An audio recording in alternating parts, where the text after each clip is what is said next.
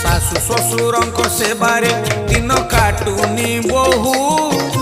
पाठ दी अक्षर पढ़ी बोली देखाए भाऊ धनी घर झील बोली से उठे 10टा बेले अपमान दिए स्वामी को इति संज सकाळे गोरी झील बोली निजको सी भावुची चांद स्वामी ता बिचरा भावुची मोर कपाल मुंड अवधान काई साजुन तुमे चका नयन